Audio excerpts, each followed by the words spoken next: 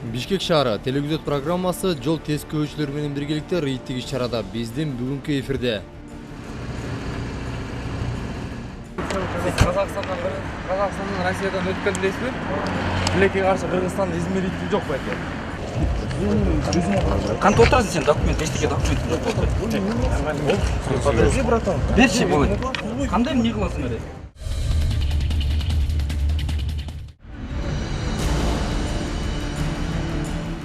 Бул эфирдин алгачкы бөлүгүндө терезелерине кара жылтырактарды чаптаган унаалардын топтомун көрө аласыздар.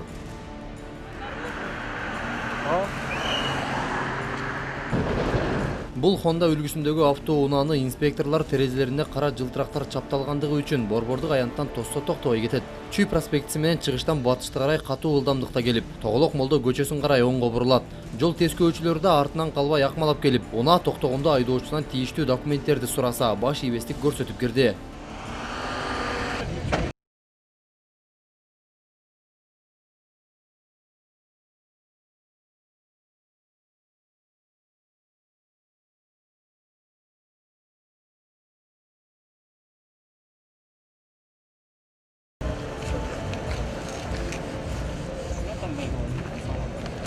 Чиз болчу келе.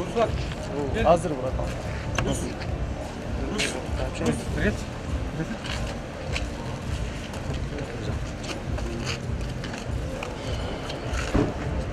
Кел бо. Дима, отур. Кантип отурасың сен? Документ, эчтеке документ жок болду. Подожди, братан. Берчи болот. Кандай эмне кыласың эле?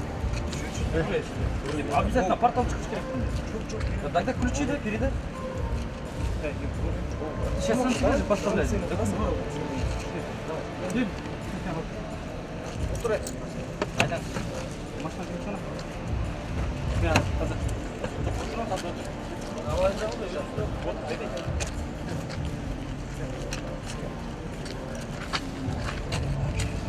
Отур. Хорошо? Не, серьезно, кетчи? Ана, отур. Отур.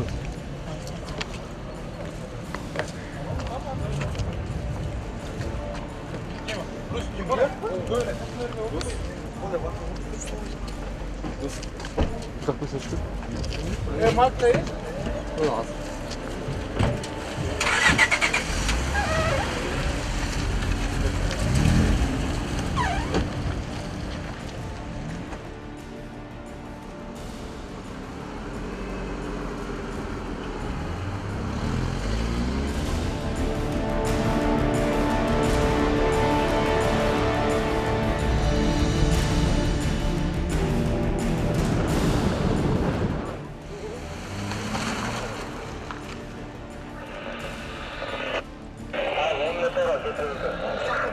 Өзүңүздөр көрүп тургандай, унаанын терезелери караңгылатылган. Жол тескөөчүлөрү унааны айып короосуна токтотуусу шарт.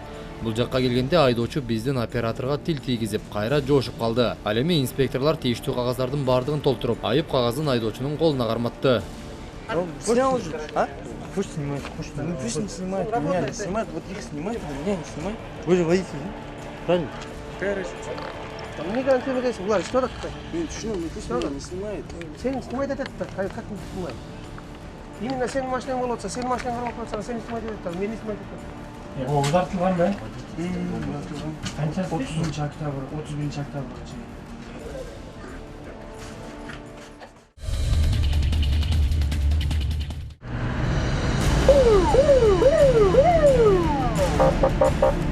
Автоматына болды, газ керектістері, право біргеті, бір жасыры бұтранды.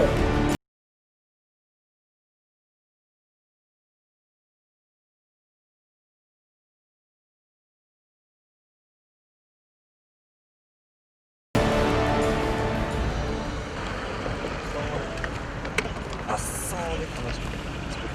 Саражанов.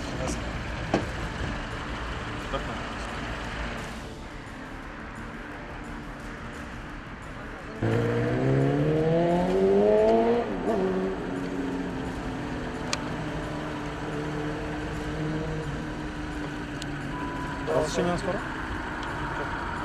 Машина байкенки. Бул БМВ үлгүсүндөгү унаанын да терезелери караңгылатылган. Инспекторлор токтоткондо айдоочуда бардык документтери жайында экен. Бирок мурдагыдай эле унаанын терезесиндеги кара жылтырактарды сыйрып салып, жеринен инспектор айып кагазын жазып берсе кете берейин деп, айдоочу жол тескөөчүсүнө кайрылды.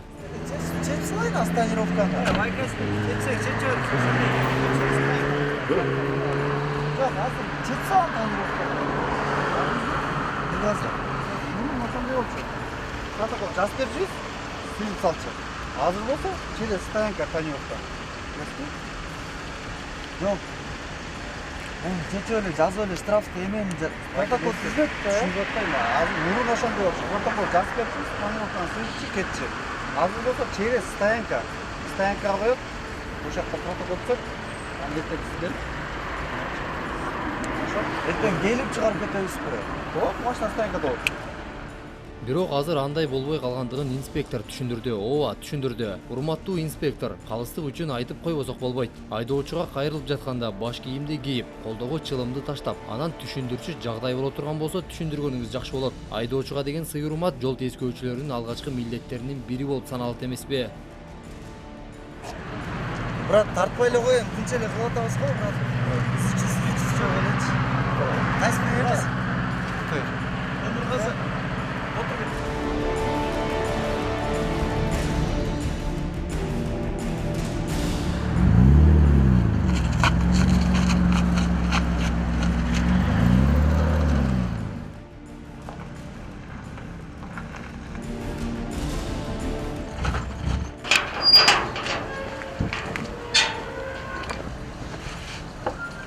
Братан, тартпай эле койбойсуздарбы от души?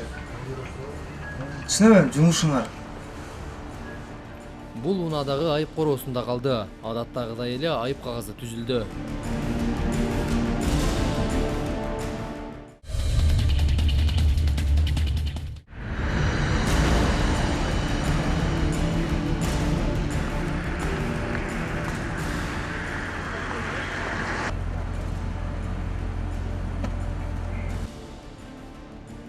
Ал эми бул Мерседес үлгүсүндөгү унаадагы терезелерине кара жылтырактар чаптап алгандыгы үчүн токтотулду.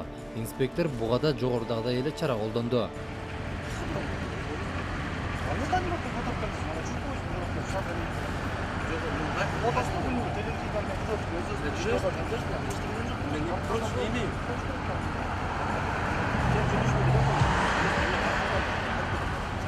Машинаны коем, анан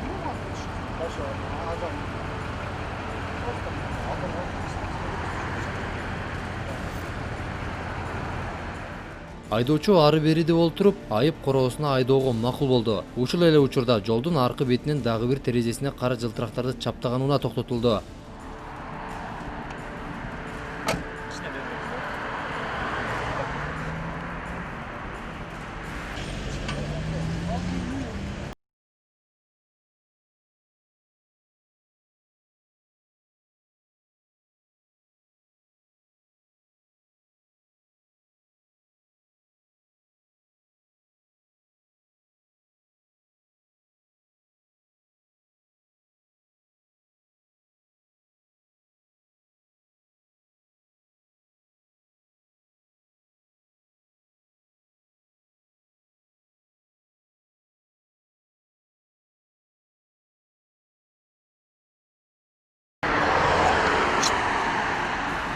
Siz de paylaşın.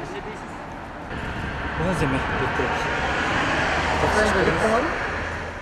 Бул унаанын айдоочусуда ичинде кишилер бар. Башка унаа чакырдым, келип алып кетсин. Ага чейин күтө туралы деп туруп алды. Инспекторлор да ага макул болду көрүнөт.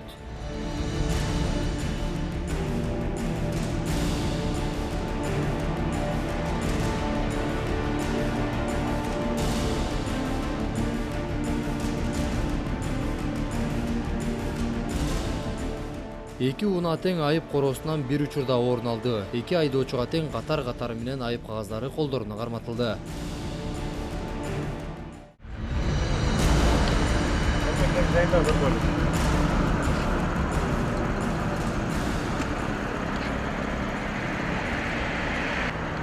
Aynen, bu da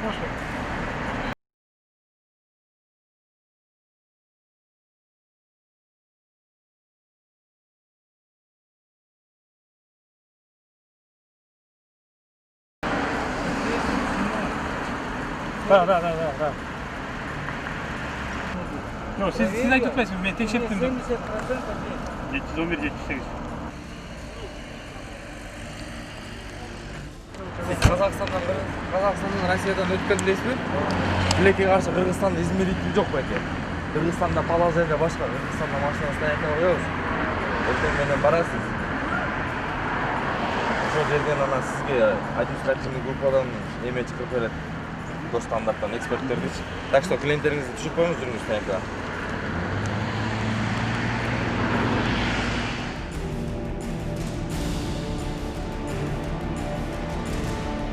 Машина тонированный алып чыкты. Машина была затонирована.